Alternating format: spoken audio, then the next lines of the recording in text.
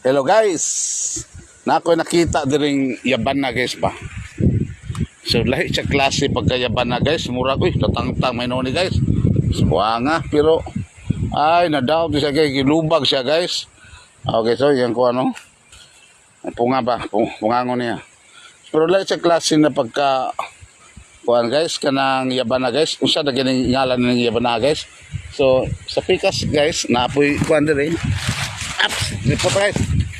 Okay, naapoy siya usa ka bunga diri guys. So doha. Ano sila guys, tapay sa babaw guys, isa. So lahi siya klase sa natural na to nga yaban na guys, kaning niya sa tong bukid guys.